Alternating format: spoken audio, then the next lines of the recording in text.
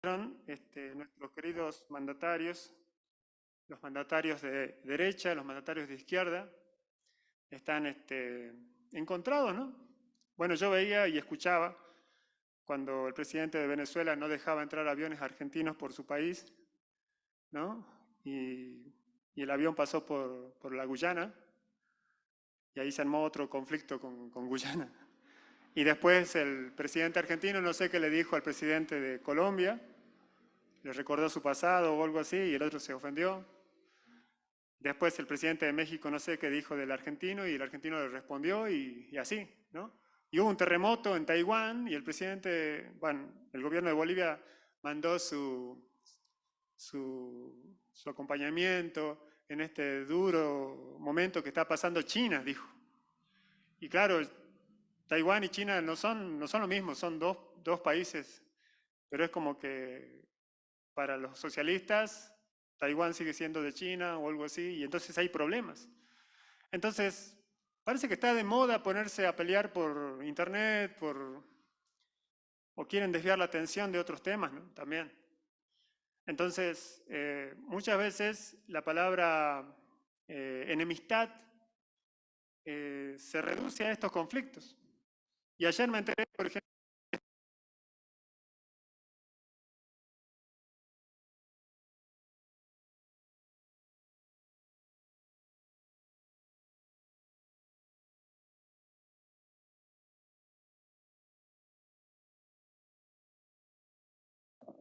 por eso hay que orar.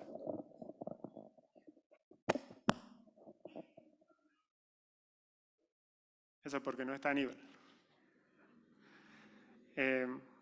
Nosotros muchas veces tenemos estas noticias, y me pareció algo tremendo lo que sucedió, porque entró la policía.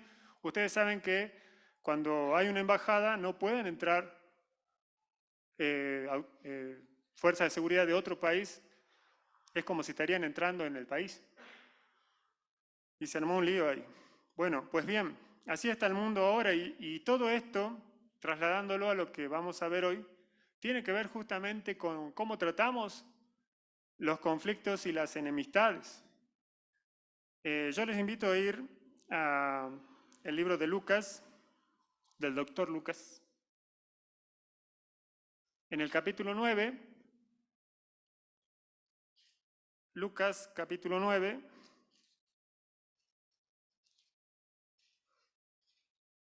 un poco también para ver cómo hacemos nosotros, ¿no? Porque en un ratito las personas se ofenden.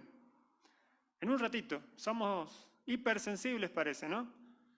Y cuando estás en un cargo, como en el caso de los presidentes, los funcionarios, todo lo que diga puede ser utilizado en contra, ¿no? A las 12 de la noche hicieron una cadena nacional, no sé si ustedes vieron, estaban en Ushuaia, cantaron el himno de Estados Unidos. O sea, ¿qué quieren demostrar? Bueno, varias cosas que nosotros vemos como queriendo decir con quién somos amigos ahora y con quién no, ya no somos amigos. Entonces, yo creo que el pasaje que vamos a ver en esta mañana nos va a ayudar un poco en la comprensión de cómo tratar el tema de las enemistades o de los rumores también, porque muchas veces las enemistades se producen por rumores. A veces dicen, no, bueno, ¿cómo no va a venir Aníbal, por ejemplo, hoy? ¿No? Y nadie sabe que estaba enfermo, ¿no? O algunos decían, oh, ¿cómo no va a venir Isaac a tocar? Bueno, y nadie sabe que ahora está congregándose en otra iglesia. Hoy nadie va a... Entonces, ese tipo de cosas. Las murmuraciones traen muchas veces enemistades, conflictos, y la Biblia nos manda a que siempre nos manejemos con la verdad. Con la verdad. Entonces, la verdad de las cosas, en este caso, reflejaba una enemistad de años. Y vamos a ir a Lucas capítulo 9, dice en el versículo 51, cuando se cumplió el tiempo que él había de ser recibido arriba, afirmó su rostro para ir a Jerusalén. Y envió mensajeros delante de él, los cuales fueron y entraron en una aldea de los samaritanos para hacerle preparativos. mas no le recibieron porque su aspecto era como de ir a Jerusalén. Viendo esto sus discípulos, Jacobo y Juan, dijeron: Señor, ¿quieres que mandemos que descienda fuego del cielo como hizo Elías y los consuma? Entonces, volviéndose él, los reprendió, diciendo: Vosotros no sabéis de qué espíritu sois, porque el Hijo del Hombre no ha venido para perder las almas de los hombres, sino para salvarlas. Y se fueron a la otra aldea. Entonces, acá encontramos que Jesús tenía bien en claro que había un plan divino, un plan diseñado desde antes de la fundación del mundo. Entonces, el plan de Dios estaba centrado o tenía como eje el sacrificio de la cruz. Y Cristo lo sabía muy bien. Es decir, ese plan lo había diseñado Él, valga la aclaración también, porque el Espíritu Santo, el Padre y el Hijo, los tres en común acuerdo, se pusieron a ver cómo hacer para salvar al hombre. El Padre envía al Hijo, el Hijo da su vida en la cruz, el Espíritu Santo es el que redarguye de pecado a cada persona y lo lleva al arrepentimiento para nacer de nuevo. Entonces los tres participan. Cuando Jesús hablaba de Jerusalén en un acto de reconciliación con el Antiguo Testamento también, de conexión con los profetas. ¿Por qué Jerusalén? ¿Por qué no Buenos Aires? ¿Por qué no Río de Janeiro? No, tiene que ser Jerusalén. Sí, porque Jerusalén es la ciudad, el nexo que une el Antiguo y el Nuevo Testamento. Y en el presente y en el futuro, todo está en Jerusalén.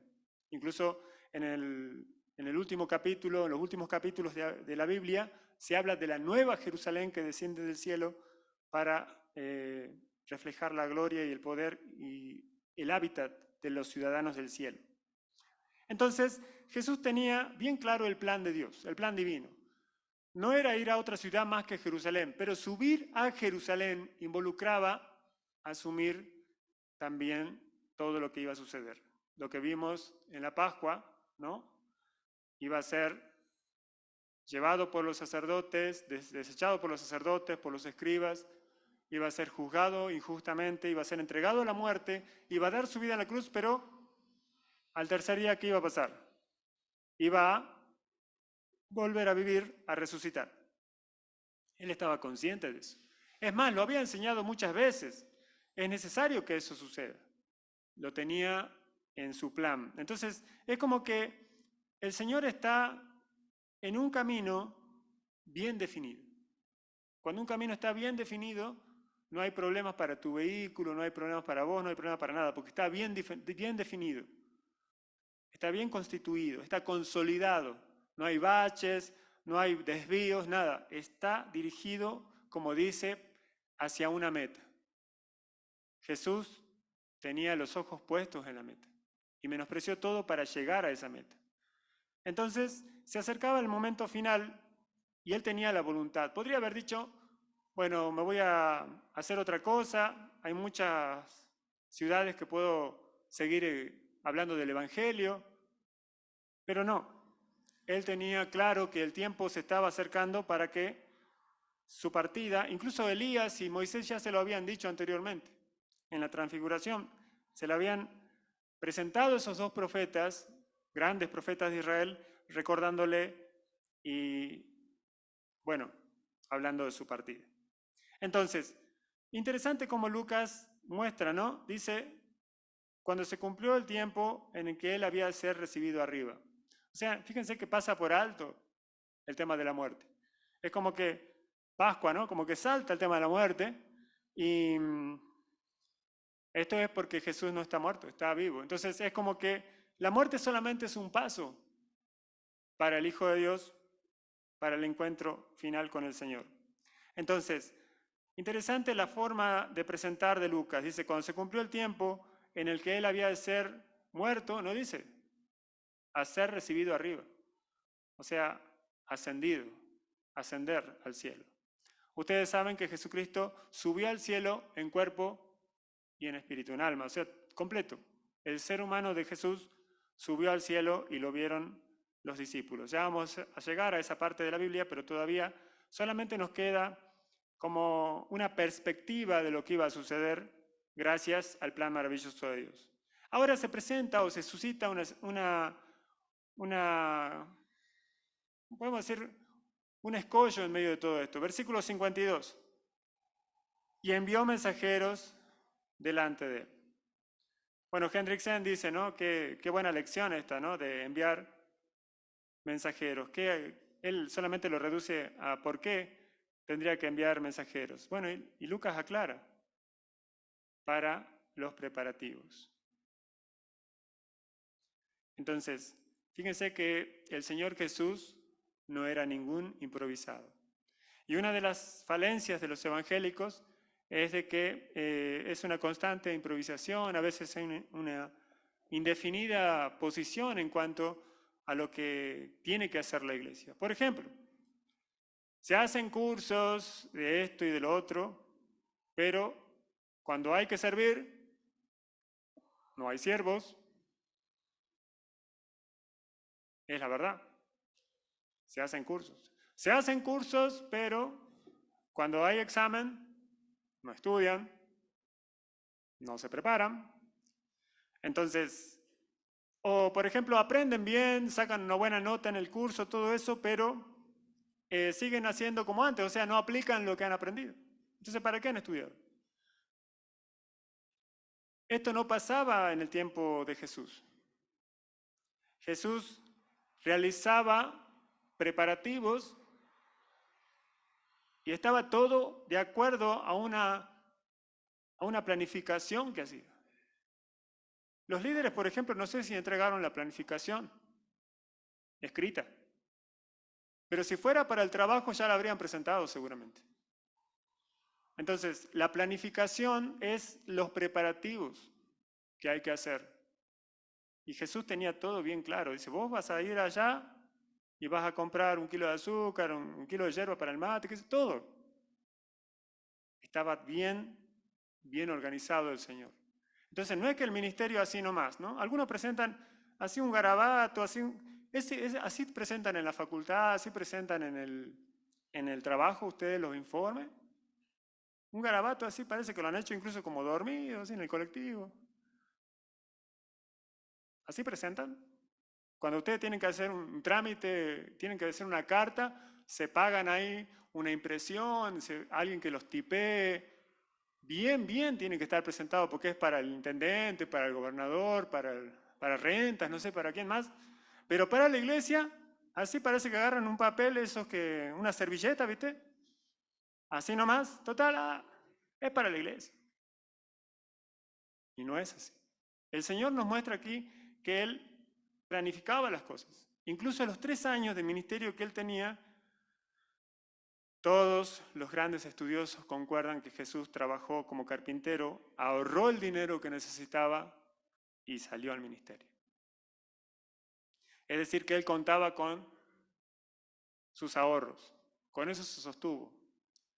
Y por supuesto que el Señor lo bendijo y lo prosperó. Bueno, había otros que colaboraban con Él, lo ofrendaban, le ayudaban. Pero el Señor no era un improvisado. No crean que Jesús era solo palabritas nomás. Era una persona que planificaba. Acá es claro un ejemplo de cómo se manejaba el Señor Jesucristo en el ministerio. Mandó a 2 a que se ocupen de los preparativos. Entonces, siempre cuando uno hace una planificación, hay cosas que pueden salir bien y hay cosas que pueden salir mal. Nosotros en informática, cuando teníamos una materia que se llamaba metodología de la programación y después había otra más que era cálculo numérico y todo esto, lo que hacen ellos es lo siguiente: cuando hacen un programa, piensan en 3 posibilidades.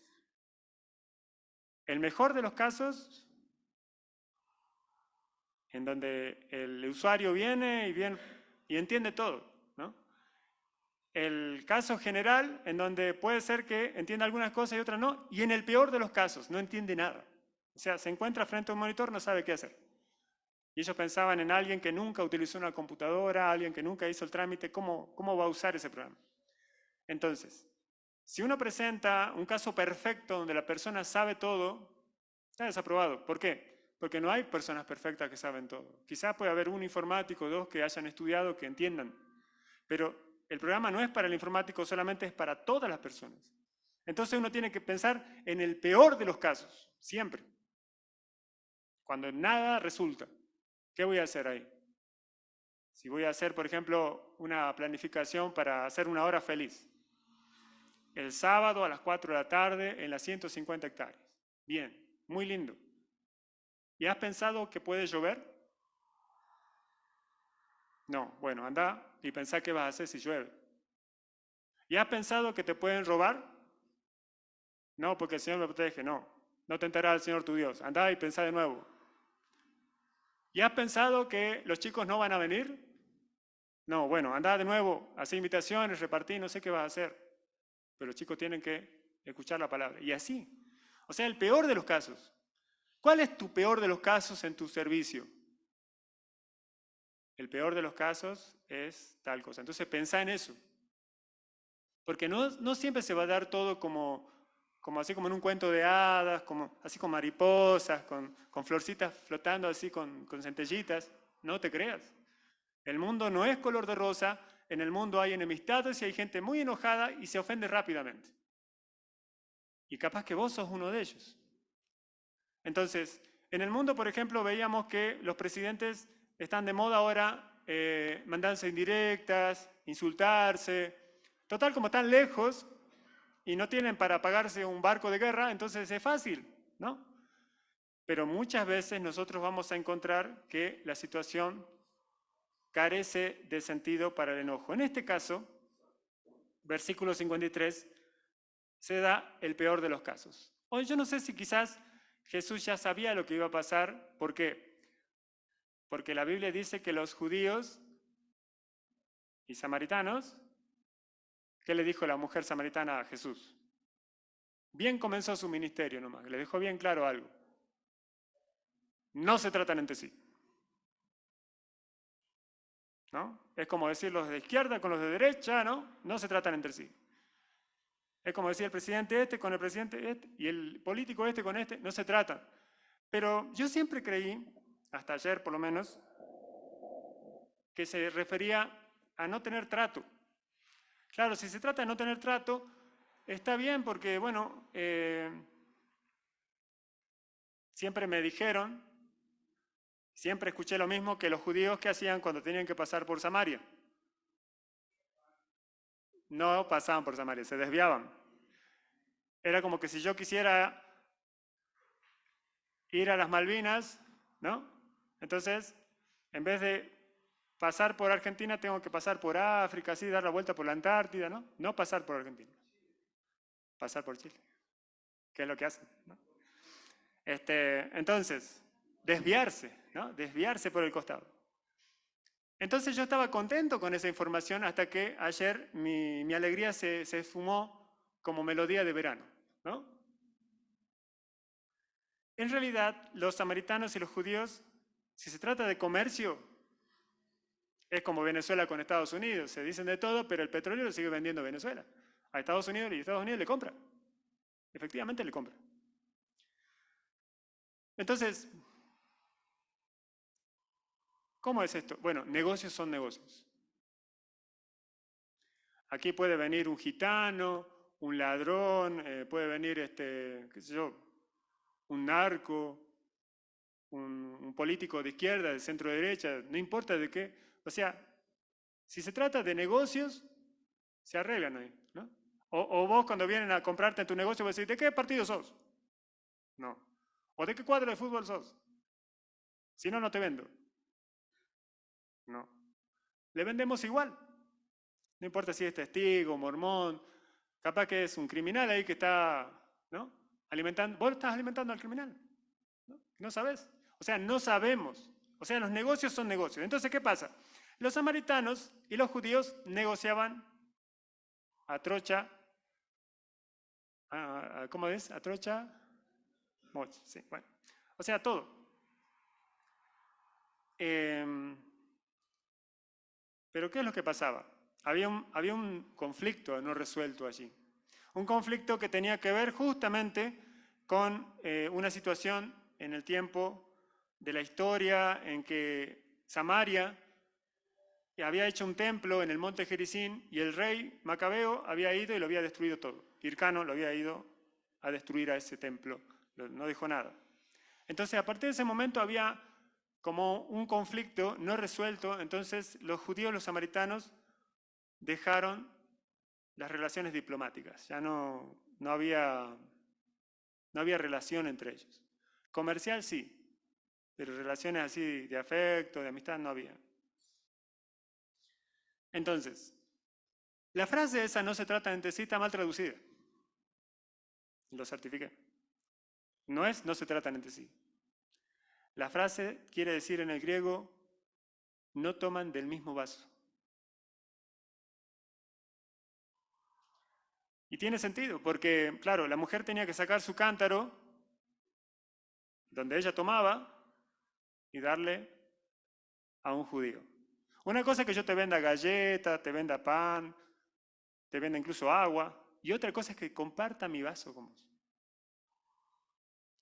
Y ahí, bueno, muchas veces nosotros, por ejemplo, en Argentina tenemos la costumbre de tomar mate, ¿no? O sea, es una costumbre bien argentina, bueno, de Uruguay también, de Paraguay y del sur de Brasil. Y el mate, por lo general, bueno, después de la pandemia todos toman solos, pero en realidad es para compartir. Si uno toma mate para compartir con la otra persona, de la misma bombilla. Y eso involucra justamente un vínculo de amistad, de fraternidad, y todo eso para los extranjeros es algo muy raro, muy raro. Cada uno con su taza de café, ¿no? Nadie te va a dar la misma taza de café. Toma. No, eso no se ve en el mundo, pero acá sí. Entonces, cuando Jesús le pidió agua a la samaritana no le quiso dar del mismo vaso de ella. Ahora, si él quería comprar, le vendía agua, pero que tome su vaso, porque no comparto nada con vos. Nada de lo que yo uso para mi uso personal. Interesante. Entonces, ¿a qué viene todo esto? Que los samaritanos lo vieron así que ellos estaban como para ir a Jerusalén y dijeron, no, no te damos nada. Entonces, ellos tenían mucho en su historia de cada vez que los peregrinos subían a Jerusalén para adorar a Dios, muchas veces ellos lo lastimaban, le robaban, lo insultaban en el camino y llegaban incluso hasta matarlo. Por eso es que también los judíos no pasaban por Samaria. Entonces eran enemigos. Nosotros, por ejemplo, en Argentina tenemos el tema de las Malvinas.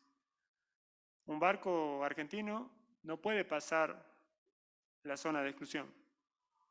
No puede. Entonces ahí están el enemigo, o sea, los militares saben que es como si fuera un conflicto que no está resuelto. Y no está resuelto, es una herida abierta. Entonces, lo mismo en forma paralela se presentaba acá. Entonces, Jesús lo envía y quizás nosotros si observamos es como que tenemos que estar gozosos cuando somos sometidos a diversas pruebas, dice Santiago. Es decir, mucha palabra, mucho curso, mucho título, mucho estudio. Bueno, ¿qué vas a hacer ahora? Te pongo una situación y veamos cómo respondes. Así Dios te toma exámenes. A mí no me gusta llamarle pruebas, me gusta llamarle exámenes. Yo te tomo un examen. A ver si has aprendido tanto discipulado, tanta consejería, tanta radio, tanto, bueno, a ver cómo reaccionás ahora.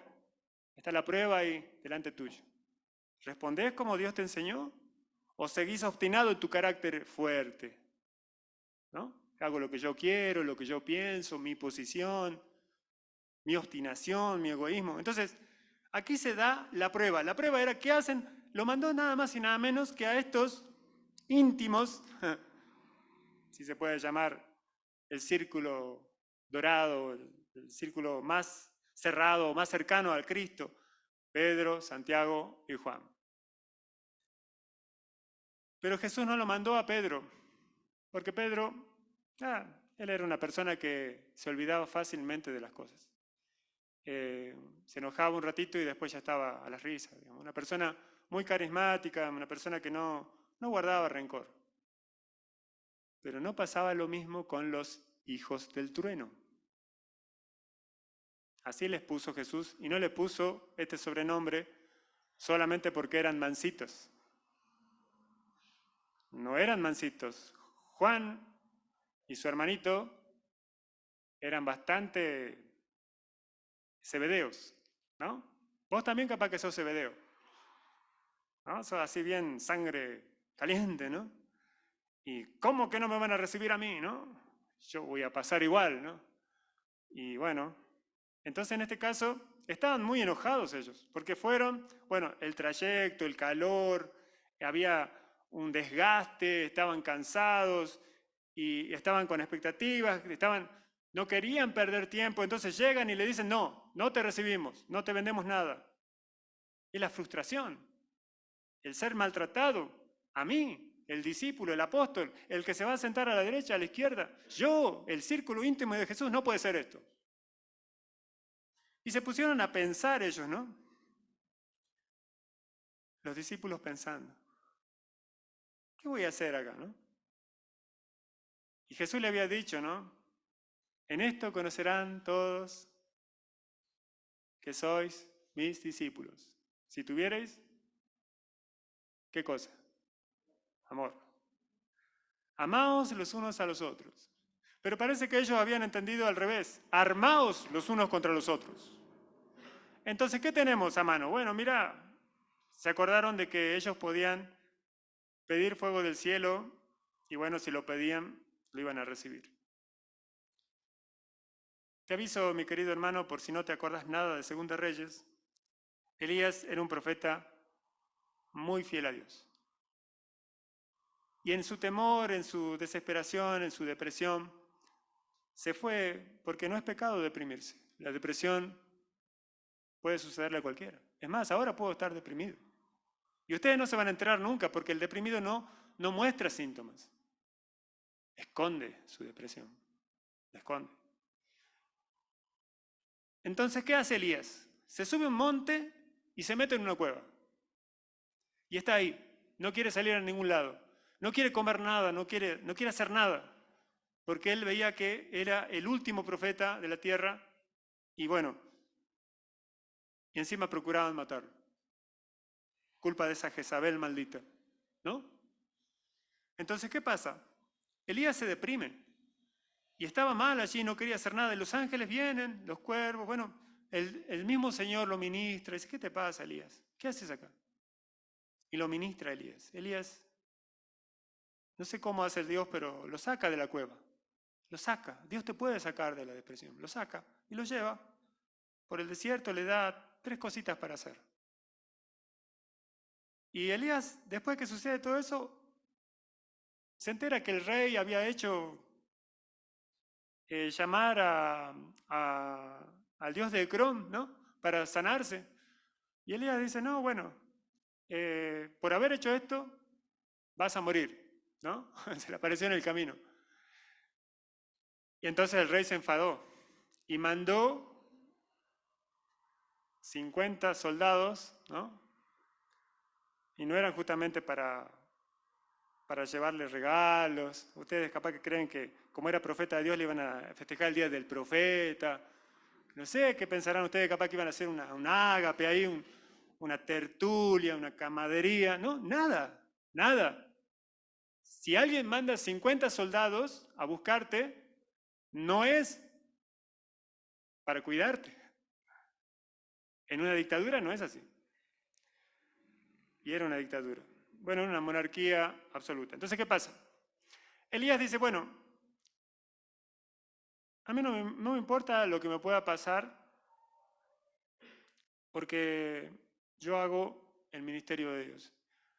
Y Elías se subió a un monte. Estaba en un monte y claro, vinieron los soldados y le dicen, bueno, mira, baja ya porque el rey quiere verte. Y Elías estaba así, ¿no? Él sabía que lo querían matar. Siempre mataban a los profetas. Y él dice, bueno, lo dijo así, con sus palabras, si soy siervo de Dios, que descienda fuego del cielo y te consuma a vos y a todos tus soldados, tus 50 soldados. ¿Y era siervo de Dios Elías o no? Así, deprimido, todo roto, todo destruido, sin ganas de hacer nada. ¿Igual era siervo o no? Sin un peso, con deudas. ¿Igual era siervo? ¿Execrable? ¿O ya dejó de ser siervo? No, ya no es siervo. Porque mirá cómo está vestido, mirá que no come nada. ¿Dejó de ser siervo? No. Y en ese mismo momento cayó fuego del cielo y lo dejó ceniza a todos. O sea, Elías no pidió que mueran esta gente. Él dijo, bueno, si soy el siervo de Dios, es como que él mismo incluso dudaba de sí mismo en ese momento. La depresión te hace dudar. Bueno, algunos de ustedes quizás pasó depresión. Yo pasé muchas veces eso. Es como que uno en sí mismo dice, bueno, no sé quién soy. Y Dios le responde, vos sos siervo de Dios. Es obvio, cayó fuego del cielo y lo consumió. Y eso se repitió varias veces. Mandaron más soldados. Y al último llegó uno y dice, no, por favor, ya sabemos que sos siervo de Dios, por favor, descendé, que no, por mi vida le pide, ¿no?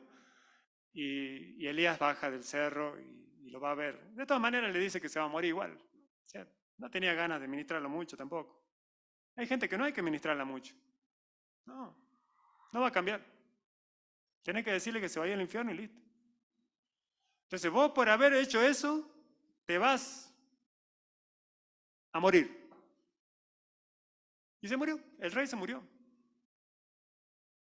Y Elías siguió su camino. O sea, la diferencia del contexto. No es que Elías estaba enojado, no era que un Elías estaba así mostrando, yo soy Superman, soy un X-Men, ¿no? Tengo poderes, ¿no? Miren mis poderes, miren cuánto poder tengo. Espectacular que soy, ¿no? Soy el hombre orquesta, puedo hacer todo. No. Pero estos muchachos primerizos, ¿no? Jacobo y Juan, o Santiago y Juan, ellos pensaban que, no sé qué habrán pensado con respecto a Elías, pero tenían una idea distorsionada de la Escritura. Y creían que como ellos eran los apóstoles, superapóstoles o algo así, podían hacer lo que ellos quisieran con el ministerio. Y no podés hacer lo que vos quieras con el ministerio, porque no es tu ministerio, es de Dios. ¿Te das cuenta?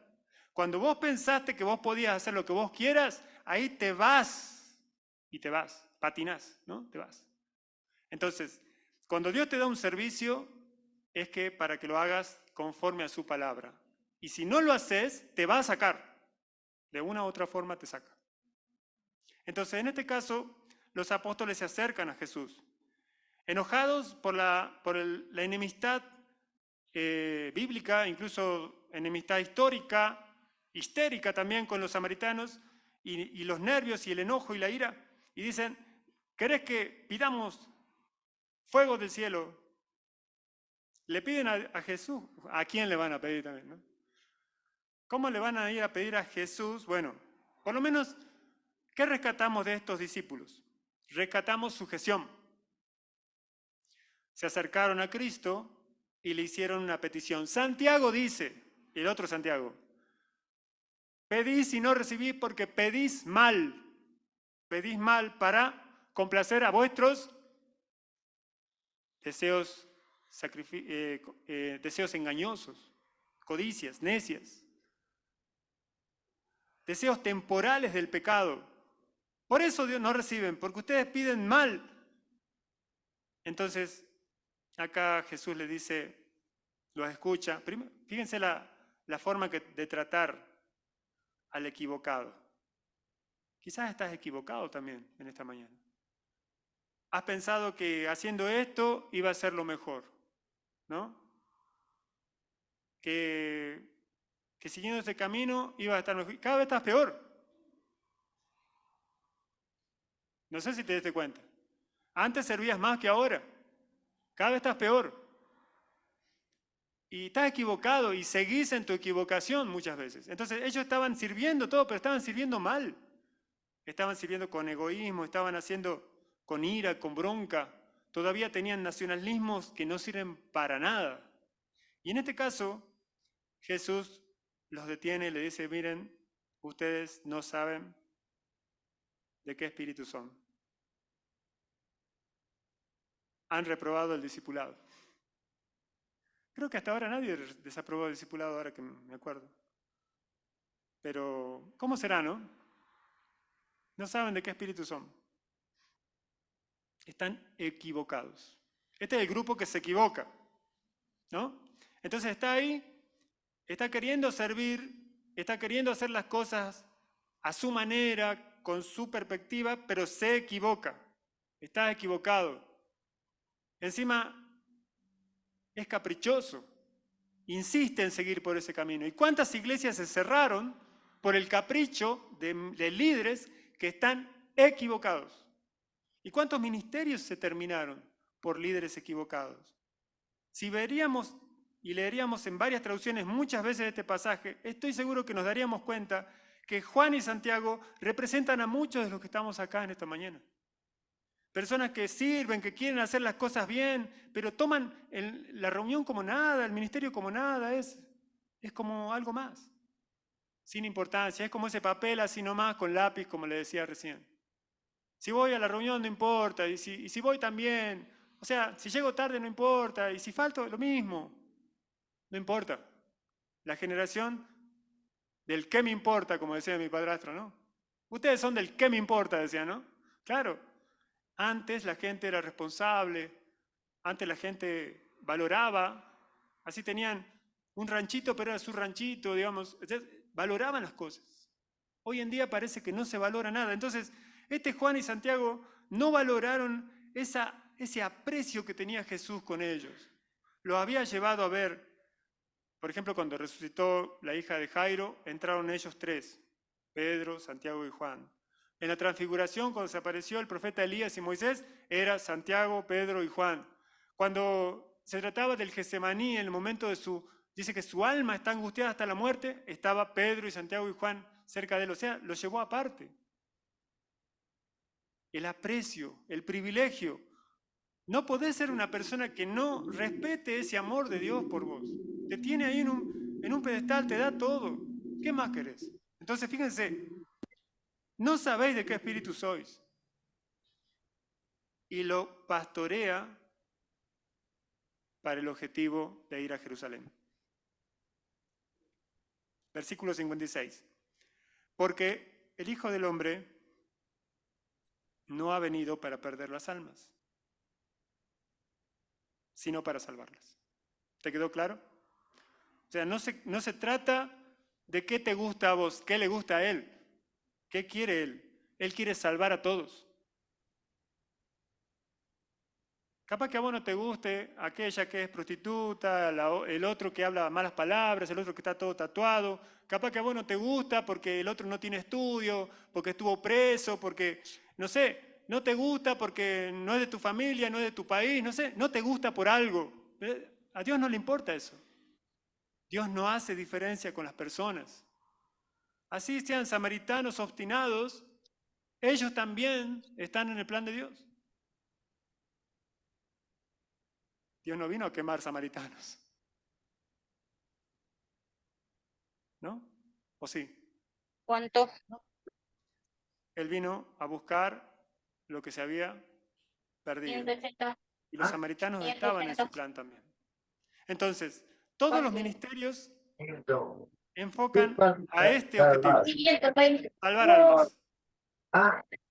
Si toco un instrumento de música, si enseño la Biblia, si testifico casa por casa, si limpio la iglesia, si compro un bloque, si todo lo que haga para el Señor tiene que tener este objetivo. Si estudio una carrera, si me caso o no me caso, si voy aquí, me voy a otra iglesia, no sé, lo que sea que hagas, tiene que estar orientado al versículo 56 que dice que el Hijo del Hombre no ha venido para perder las almas, sino para salvarlas. No importa, chicos, que no te reciben en esa aldea. ¿Cuántas aldeas hay en Israel? Hay un montón, vamos a otra aldea. No te reciben en esta casa, oh, te va a poner a llorar, Elías. ¿Quién está ¿No? desabrigada? Soy el último acá, no queda nadie más. No, hay como 5.000.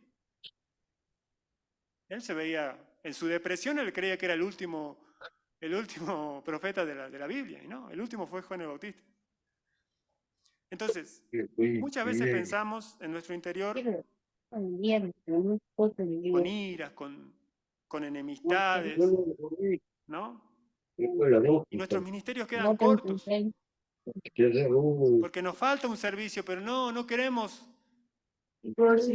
humillarnos. Seguimos en nuestro orgullo obstinado. No, a ese yo no le hablo.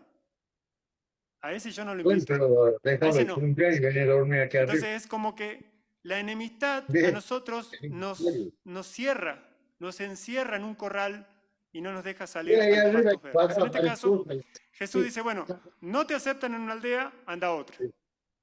La idea de nosotros no es perder las almas, es salvarlas. Ya habrá tiempo con ellos. Dios te tuvo paciencia, a mí me tuvo paciencia 19 años. ¿Cuántos años? A otro quizás más. Dios tiene paciencia, espera lo mejor. No quiere que nadie se pierda, dice Pedro, sino que todos procedan al arrepentimiento. Entonces, tu ministerio, en esta mañana, pensalo así. ¿Estoy salvando almas? ¿Estoy haciendo cosas para salvar almas o para perderlas? ¿No? Porque si es para perderlas, no lo hagas mejor. Porque si le vas a sembrar tu cizaña a esos discípulos nuevos, no lo hagas. Porque le vas a poner la misma enemistad que vos tenés, las mismas formas y malas actitudes que vos tenés, una fotocopia tuya. Y tiene que ser copia de Jesús, no tuya. Y Jesús tiene un objetivo claro.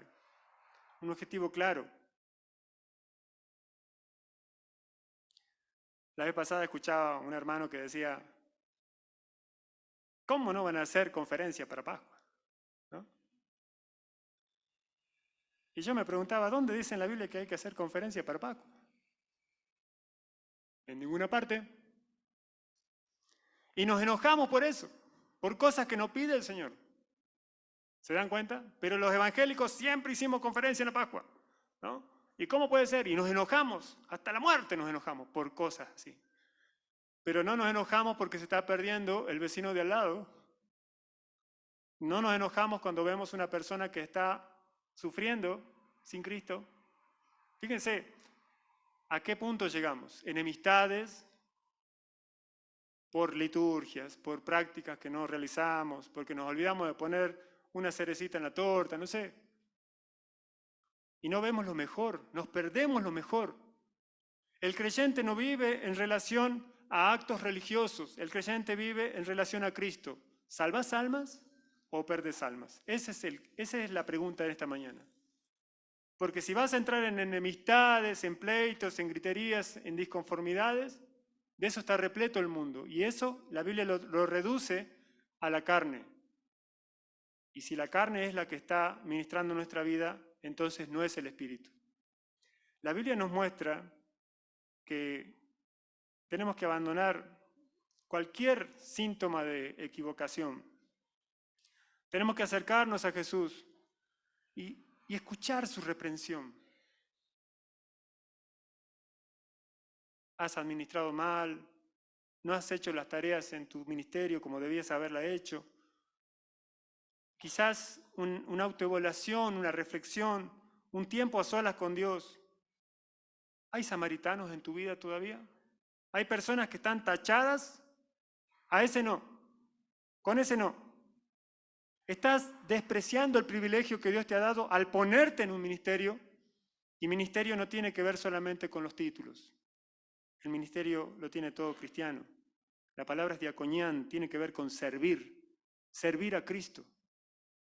Servir a Cristo, donde estés, en el trabajo, en la escuela, en la familia, cuando estás solo, en todo lugar, ¿te das cuenta? Entonces, vamos a pensar en esto en oración. Yo te invito a cerrar tus ojos para no distraerte y vamos a tener unos minutos en silencio para ver qué tanto de esto hay en nuestra vida en esta mañana. y reflexionar con Dios.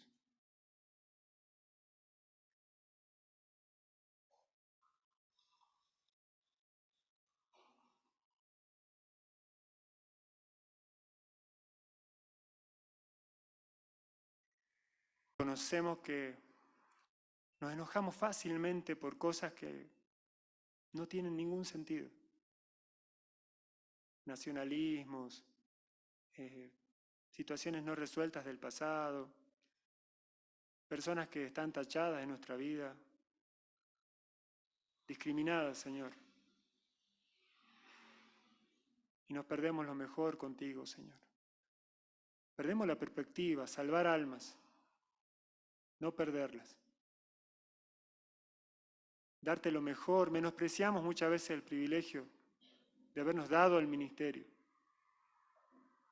Y no hacemos las cosas como corresponde. Quizás estamos como Juan y Santiago, en el orgullo, en el creerse poderoso, el creerse alguien que no somos. Te rogamos, Padre, que podamos acercarnos a esta cena limpios, limpios por tu gracia, con el objetivo bien claro, Jerusalén, la cruz, salvar almas, y no entrar en la superchería, Señor, en cosas que no tienen sentido de la religión, liturgias, prácticas, que no sirven para nada. Que vos, Señor, nos ayudes, nos guíes a poder ser santos y sin mancha en medio de esta generación que está, Señor, sin ti. Ayúdanos, Señor. En el nombre de Jesús oramos. Amén y amén.